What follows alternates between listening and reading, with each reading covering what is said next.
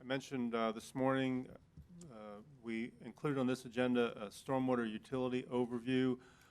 This was partly in an effort to plug in, as we work through the workshop, certain parts, certain functions of county government that we can highlight. This is an enterprise fund, part of the Public Utilities Department. So Scott Schroyer serves as the director that oversees water, wastewater, stormwater, and so he's here to help provide an update on this, and this includes the requested discussion by the board on canal maintenance. So with that being said, I'll turn it over to Scott. Well, good afternoon, Mr. Chair and Commissioners. For the record, Scott Schroyer, Director of Public Utilities.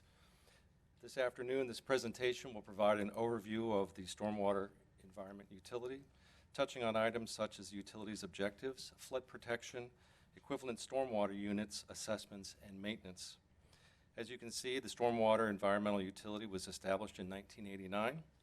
It is aligned with the county's overall approach to public utilities, and the current assessment structure implemented in 1994.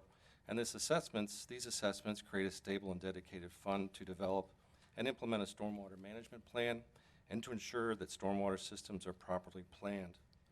The SEU, as we refer to it, is responsible for the funding, planning, development, and maintenance of the county's storm and surface water management facilities, as well as the permitting of stormwater facilities within private developments. The next slide will show stormwater utility fast facts. On this slide, you will see that we have listed for you the number of miles of canals maintained, in addition to the ditches maintained and pipes and structures maintained throughout the county.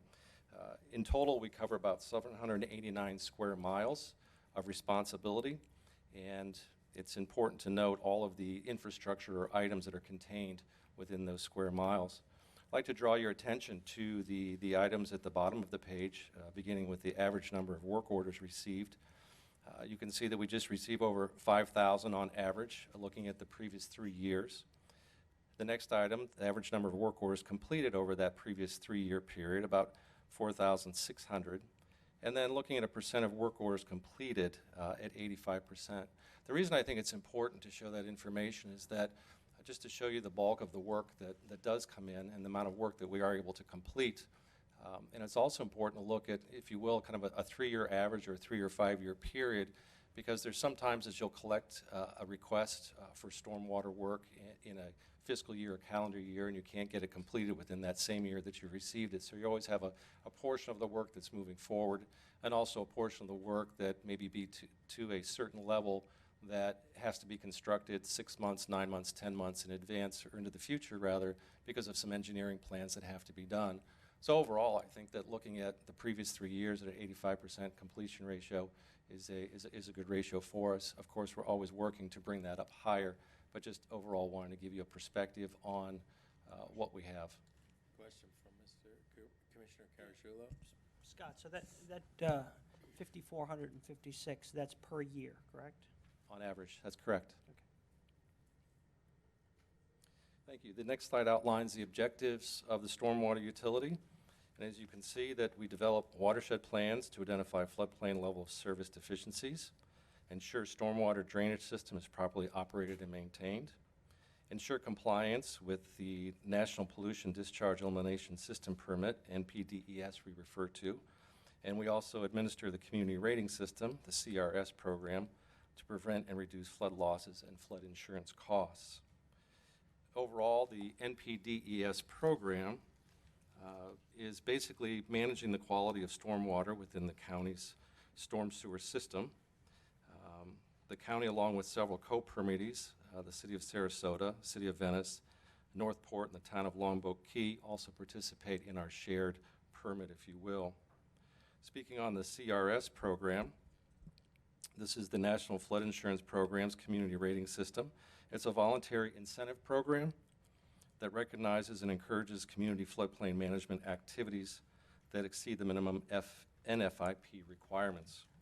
In general, the 3 goals of the CRS program are to reduce flood damage to insurable property, strengthen and support the insurance aspects of the NFIP, and encourage a comprehensive approach to floodplain management. At this time, we've received a draft findings for the CRS audit period of 2011 through 2014, and we are reviewing the draft at this time. Information was previously provided to the board on this topic, and I will continue to keep you informed of our progress on this important item. So, Commissioner Carajullo? can you explain in a nutshell what the correspondence was? We were downgraded one notch? We received correspondence that said in a draft that based on the points that we've been allotted, that it looks like we may slip a level, basically from a 5 to a 6. It must be noted, though, in this draft that we did not have an opportunity to look at the draft findings, which is part of the CRS program manual, to provide us with that opportunity to basically sit down with them and say, okay, how did you come up with these values? Here's what we have, and let's compare notes. And when we took a look at that information, we have additional points that we think should be awarded to us, which will keep us solidly back at that level 5 that we are at currently. So is this report a true draft per se, that it can be changed, or is this a report that we then can appeal to have some of the findings adjusted? Well, I think we have two opportunities. Number one, this report is a draft that's coming back to staff and our consultants for our review, and then we have an opportunity to work with them on the report findings, and then the report will be submitted to FEMA. And at that point, if we still have some concerns or want to bring additional points forward, we have an opportunity to appeal that report as well. So we have two opportunities in front of us, and we're working to work with the ISO auditor here to get a meeting scheduled and to get a list of the points that we received so that we can understand what wasn't allotted to us that we think should be. But, and you had indicated this is a voluntary program? That's correct. So if it's voluntary, what effects does it have overall on flood policies? On what the cost, the premium cost to our citizens? Well, there's a relationship based on the level that you achieve in terms of the percentage of savings on your flood insurance rates.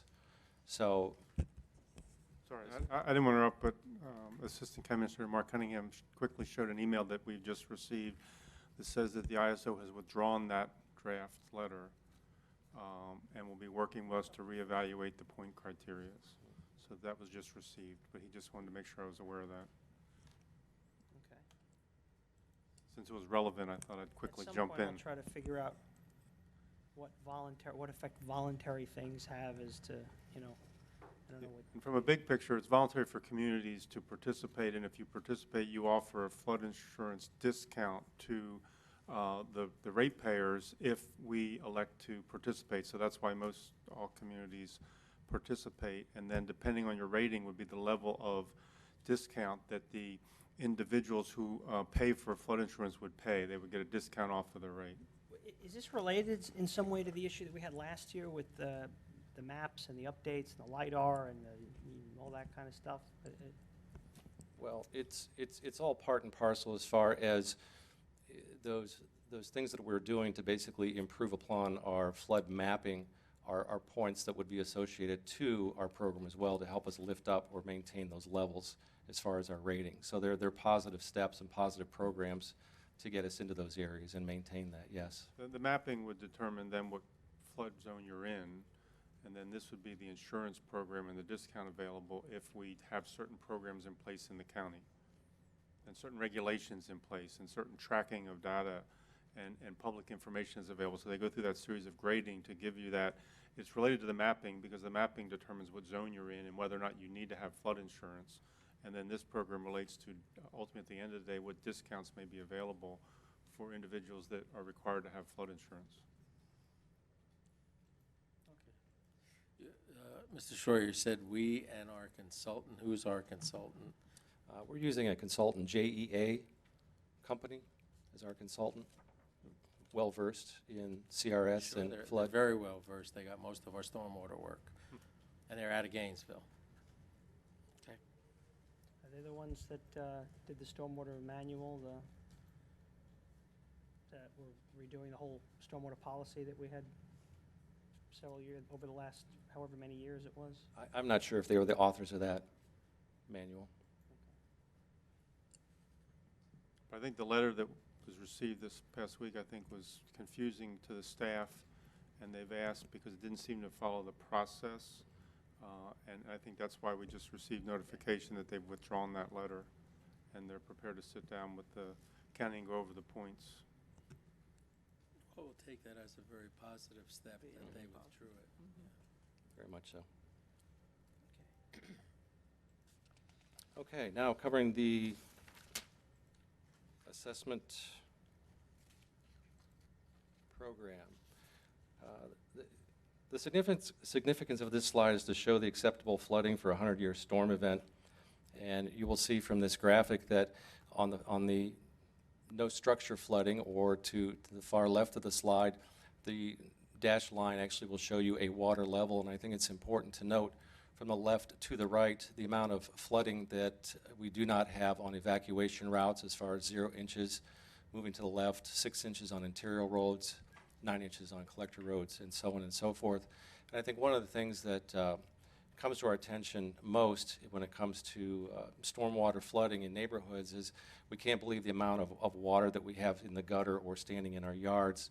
And what we do is we educate our residents, our community, about the acceptable flooding for a 100-year storm event, and talk about the drainage systems and how maybe the residential neighborhood streets may have more water than your collectors or arterials, and work with them to educate them on the importance of that.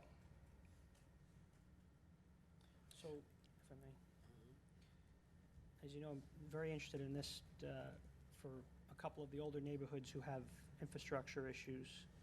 Can you roll that slide? So, at the end of the day, level of service is being defined as this illustration, meaning if you have water that appears on your streets after a very minimal amount of rain, that's not a standard we're looking for. The standard we're looking for is that you don't have more than 12 inches after a 100-year storm on neighborhood parks or areas, collector roads, arterials. That's the level of service Correct. standard? Yes.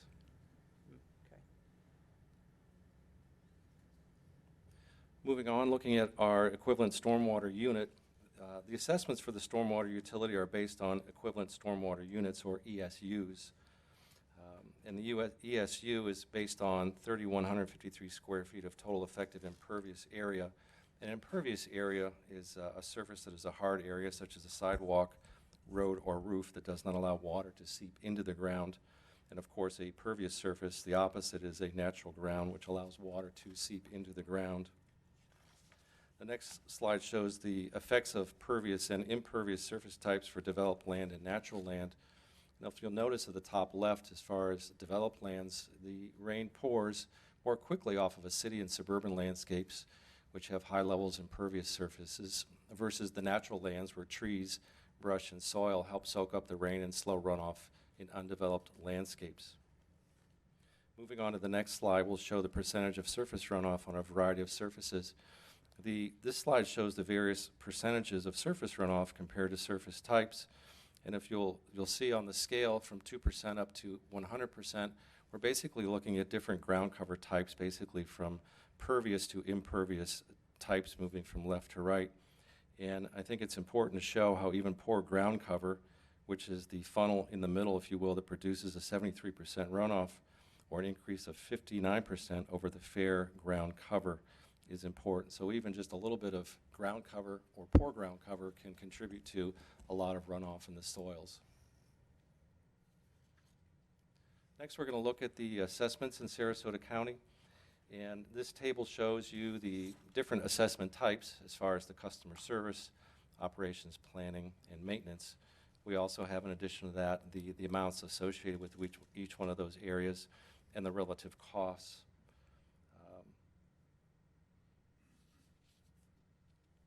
Thank you. Looking at the service assessment areas, this graphic shows or depicts the Sarasota County stormwater service assessment areas. And looking at, it's maybe a little bit challenging to see the utility maintenance service area, but the maintained area encompasses about 453 square miles, and the non-maintained areas encompass about 336 square miles. The next slide discusses information about the stormwater assessments, and this is basically how we're managing our program. We have a dedicated person maintaining the stormwater non-ad valorem assessment database throughout the year. The assessment export files are provided to the tax collector's office annually in July for the trim notice. And then with board approval, the stormwater non-ad valorem assessments are included on the annual tax bills. The next several slides discuss stormwater maintenance such as canal mowing, roadside ditch cleaning, and pipe inspections. Okay, on this slide you'll see the canal mowing, and the maintenance is followed by herbicide treatments, which is good for the canals as well, and the crews make the repairs to the canals as needed. Focusing at the bottom table, you will see that we have maintenance that's performed by in-house crews and also hand clearing contracts, and also depicting the levels of service in terms of the cycles per year on average that we have in terms of the canal mowing maintenance in those areas. The next slide provides you with a picture of the Menzie brand specialized equipment excavator that's used along these canals. Highly important piece of equipment, articulated piece of machinery that can climb up and down the banks and actually sit within the canal bank itself.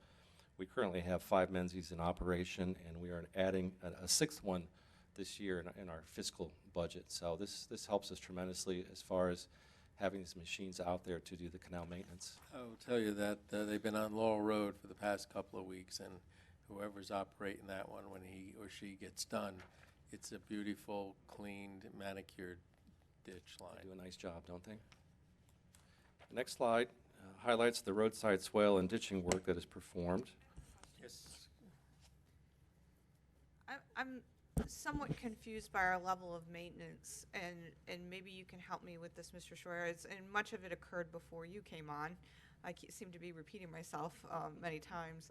But it seems like we have these canals, more so the canals, some ditches too, that have just appeared to be forgotten about or haven't experienced a maintenance in a while, and then a citizen writes us, points it out, and we're reactive. And is that being corrected overall? Can you explain that to me, how that's worked? And I appreciate that it's starting to be corrected, but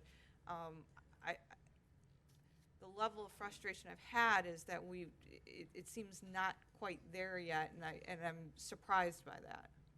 Okay, well, my experience since starting here a year and a half ago is that there were some maintenance areas that were not put on regular routines or possibly inspected on a routine basis. So I mean, we had varying levels of service being performed, and then we would have residents bring that to our attention.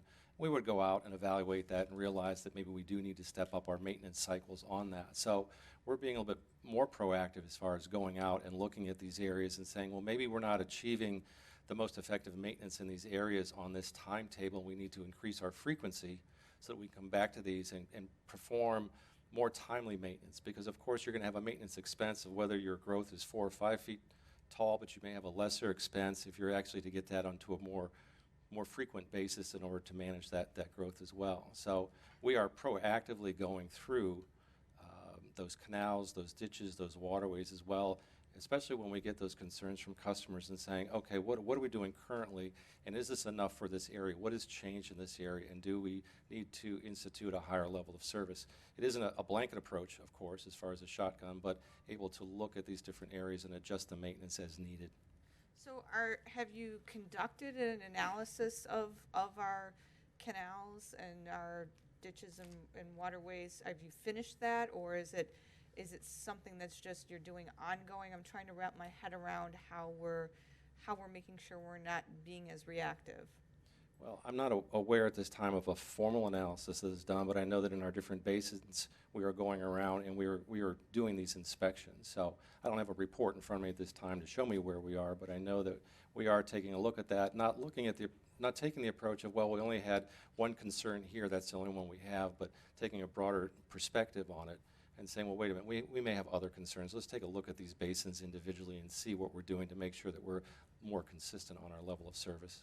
A lot of times it's not the maintenance affiliated with the looks of it, but it's when we have a rain, really series of bad rains, And then you get the question of, well, if you maintain this better, the flow would be better. Or, and sometimes it wouldn't be, because just of the nature of where, you know, it's a low-lying area, like Englewood would be a great example. We seem to get a lot, when we get heavy rains, complaints from Englewoods, of, you know, we've got some problems here.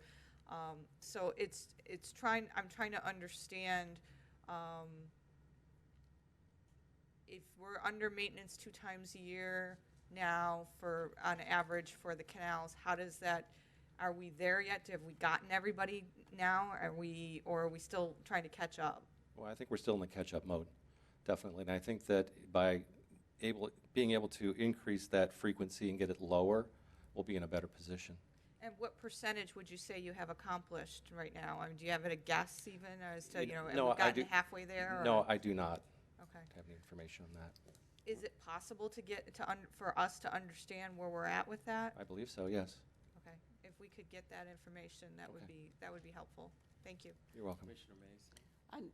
That would be very helpful. In my experience, in the northern part of the county, and in one canal in particular, when that Menzie breaks down, the neighborhood doesn't know that. And so I get calls about the ditch not being maintained. And then when I call the stormwater folks, I get, I find out that the equipment's broken down. There needs to be a way that the resident, when they're in a particular area, when that equipment breaks down, the residents need to know that so they can know what to expect. Agreed, especially if you're in a situation where maybe someone's denoting the last time they were there 6 months ago, and now some greater time is eclipsed. I think one of the things that we're looking at as well to improve our level of service, we've noticed with the Menzies that we have, we reach a critical point in their life, if you will, where we start to achieve more breakdowns than we actually have the equipment out in the canals. And we're looking to reduce that life cycle time and pull it back so that we can basically exchange that equipment more often so we have less downtime, able to maintain those schedules we've already set and also address increased levels of service. So that's something that we're looking at currently to enact so that we have a better presence and able to maintain those schedules for us. Scott, I think it was in '94 that we took every master basin in the county and we gave everyone, almost everyone, 2 assessments. One assessment was for capital improvements, one assessment was for maintenance. I think the passage of time, all the capital improvement assessments are now paid off, but we have been collecting maintenance money on all these basins, I believe all of them, for a long time. So I think the questioning, if I could summarize it, is that we really need to get caught up here. Because I can see the ditches that have not been touched in quite a while. Okay. And the pepper trees will always be your enemy. Got a general question. Yes, go ahead.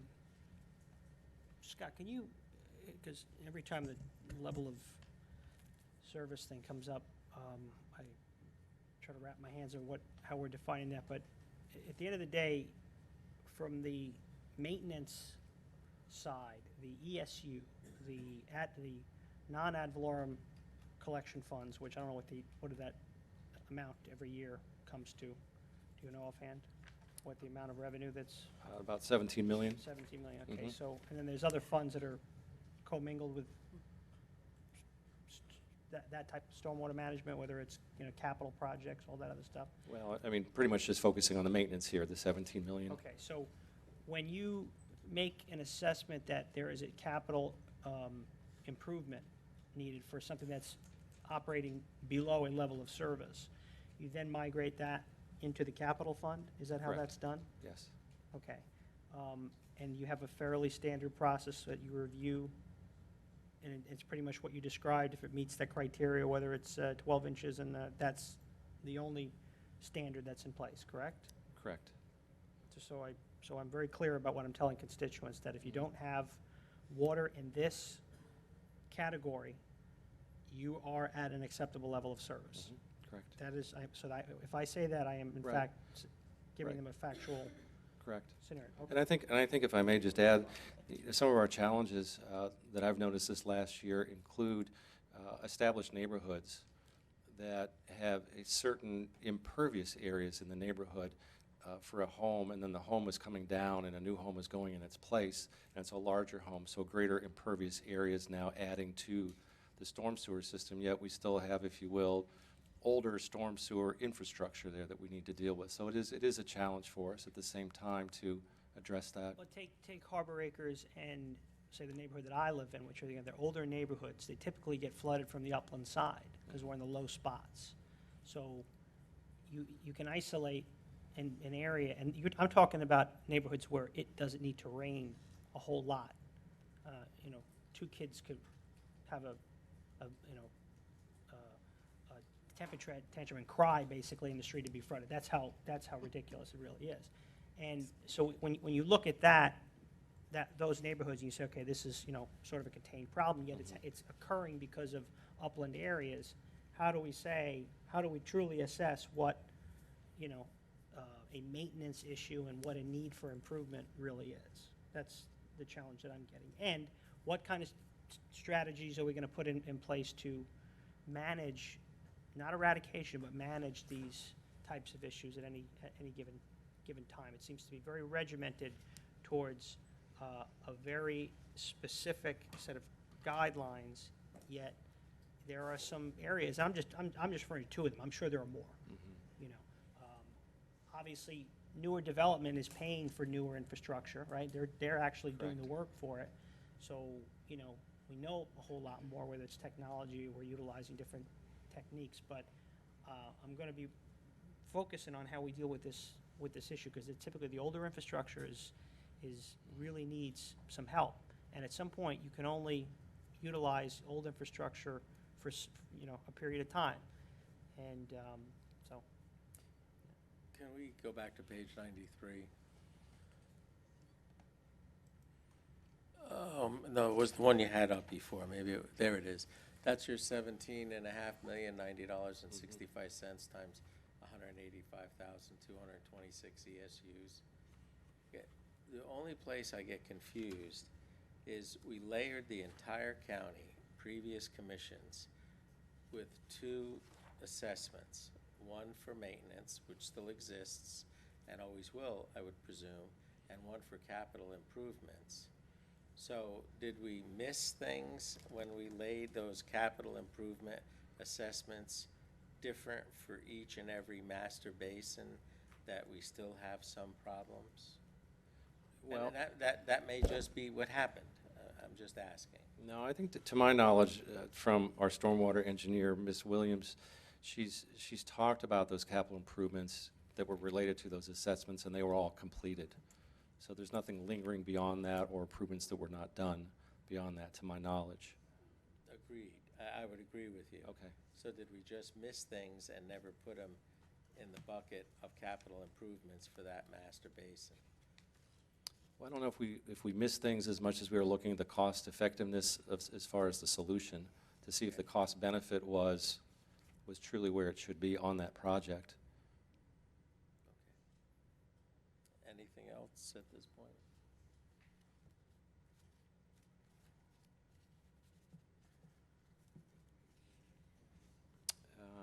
Did we, I think we, well, let me just touch on this just to make sure that we covered the roadside swales and ditches, talking about the 652 miles of roadside swales and ditches, and just wanted to point out a couple of things on this slide as far as the table at the bottom. You'll look at the calendar year 2014, and you'll see our erosion repair square footage at 6206. And it's lower, of course, than years 2013 and 2015. And just wanted to note that this is erosion repairs because it's based on need as far as visual inspection. So we're doing our visual inspections and doing this repair, as well as if you look at the sediment of removed tons, That's more related to your regraded flow line in miles on the far side of the chart there. This is just showing an example of some of the roadside swale equipment that we have as far as the excavators with the articulated buckets and the ability to move down the street and open up these channels. Moving on, we're going to look at the stormwater maintenance as far as pipe and structure maintenance. Once again, I've captured on the top of the screen for you the number of miles of pipe that we have to maintain as well as the number of structures. We basically have a customer request-driven work order system in addition to scheduled maintenance. As far as our pipe cleaning and assessment, one of the bonuses we have or benefits is that we have a crews that share equipment for stormwater as well as wastewater activities, some of the large vac trucks, which you'll see coming up on some of the television equipment. I think it's important to note that in FY14, we cleaned and televised about 14.2 miles of pipeline, and in fiscal year 15, just a little less than that at about 13.3 miles as far as assessment and inspection. Mr. Chair, Yes.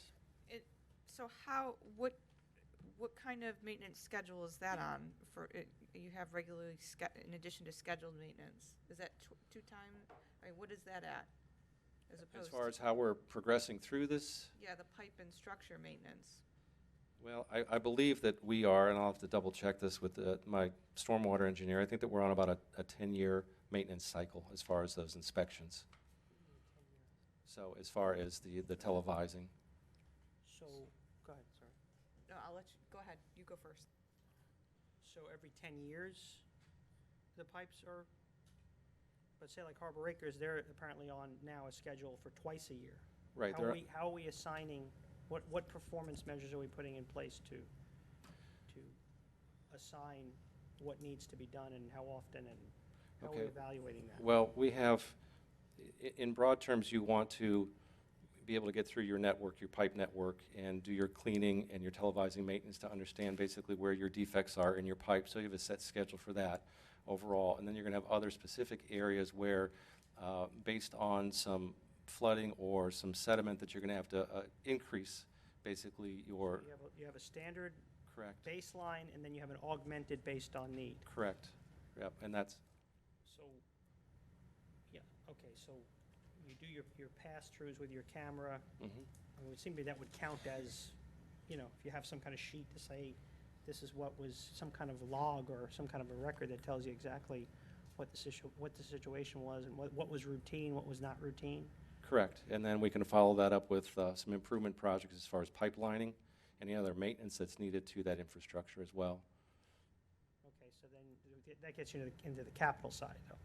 Correct. Okay. Commissioner Robinson. Are we on that? How current are we on that maintenance schedule? Are we behind on that as well? Well, I don't know if we're behind. I don't have the data in front of me, but be happy to provide that to you as well as far as what our level of service is and our frequency as well to let you know what we're doing.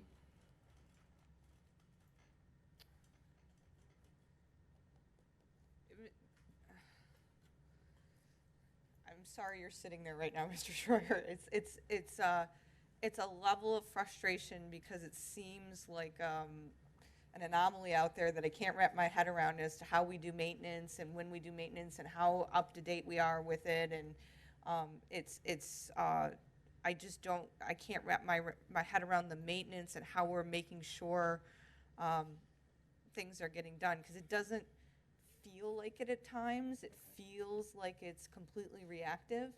And so that's why these questions are coming up, because we get these customer complaints, and the customer complaints make it seem as though we didn't even know it was there in some instance. And again, you haven't been here long enough to shoulder that problem.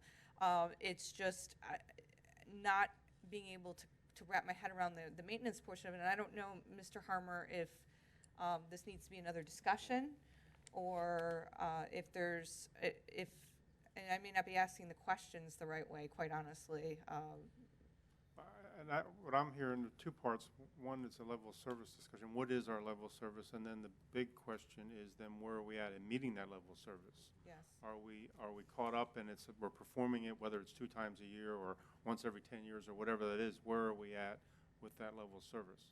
So I think it's been clear that we need to provide additional information on that, and then we can decide, and the board can decide if you want to have an additional discussion item, but I think we have to come back and define to the level of service, what's our status in meeting that level of service? Are Yeah, we- I can't even articulate it right now Yeah. to somebody. If a citizen asks me that question, I can't articulate it, and I'm not sure if it's a change in level of service that I need, but I just need to understand it first before we even go to that next step, that if there needs to be a change to it. Mr. Schroyer, I've probably in my 15 months, we came here about the same time, given you about a dozen citizen concerns, complaints. And on one hand, every single one of those has been resolved with the people emailing me and saying they're delighted. We have very few, if any, in-house intrusions of water caused by flooding. I think we had a couple when it was a big water main that burst. On the other hand, that's all the good part. On the other hand, I think what we're trying to get our arms around, I can take you to ditches that have not had that Menzie muck or a hand clearing contract in a very long time, and I cringe every time we have a big storm event or that particular time of year. So I think all of us are struggling about, but wanting to hear, look, we're behind on the maintenance, this is how we cure it. We're not that far behind on the maintenance because we've really caught up dramatically over the last several years. But I think that's the definitive type of information I think we're looking for here. Okay. Commissioner Carrigan? Yeah, and Scott, you're obviously a relatively new person as well, but I mean, I speak to lots of folks in the community who have a sort of a more sophisticated understanding of dealing with these issues, and they almost give me the sense like there are the rules, and then there are the rules for the stormwater and public works, like just there's some disconnection there, like they're really not subscribing. Again, none of this is your doing, but there's obviously some historical feeling about maybe standards that might be a bit nebulous, and I can't quantify them. I can tell you that it's a fairly consistent theme that I have heard from people who are, whether they're on the side writing the manuals, dealing with the maintenance issues. So this is more, for me, just trying to figure out what that all means and how do you put that into context. And not, Okay. but it's something that I'm very interested to watch, because I think it is one of those things that's a very deliverable form of service that citizens can see whether they get the sense that something is working or not working. And it's a turnstile type of, indicator of how well you're doing. And that's why I think it's an important place to have a high degree of confidence in the process. So, but, like I said, you're still probably wading through the, no pun intended, the same issues that I am. Yeah, I think the other thing I heard that we'll follow up on, I think Commissioner Mason made the point about if there's scheduled maintenance, but then for some reason it's delayed for some reason, how are we notifying both the board and the public that maintenance is going to be delayed in that area because of some reason? That's kind of like the project updates. I think the board's interested in if there's been some delay. We've had an unusual case where a death of a contractor delayed a project, making sure that we build those updates in the process. So I think the request and direction is clear. I would perhaps down the road like to see some either a report or some information about the older pieces of the infrastructure. I'm talking about the original, before everything, that who knows what happens over time, whether certain pieces of the infrastructure gets compromised, or you even get to the point where they get physically plugged up with concrete or anything else. I would just like to know what the older stuff is, because it's one thing with like I said, a new development scheme. We just know so much more. We can see it being done. We have people who understand how it's engineered, therefore how it can be remediated when it needs to. But it's the older pieces that I would like to know, we have some handle on what is needed. Okay. Because typically these older pieces are right up against, or in the coastal areas anyway. Correct. So when you look from a risk standpoint, it would seem to me that things like this are going to be, are going to come within the fold of some regulatory environment of how well you're managing your system. So I would just like to see Okay. some information on that. Okay, thank you. All right, and then just finishing up, just the next couple of slides are our pipe cleaning equipment. We've got our vacuum jet truck on this slide, and also a picture of the pipe televising inspection van. And then lastly, just a picture of the pipe inspection equipment that goes inside the pipe. So that's, should wrap it up. Thank you. Thank you, Mr. Short. Thank you, Scott. Sorry. Chair Mayo? Mr. Schroyer, all of that being said, the responsiveness has improved to the issues as they have arisen, so I do want to compliment you on that, because Thank you.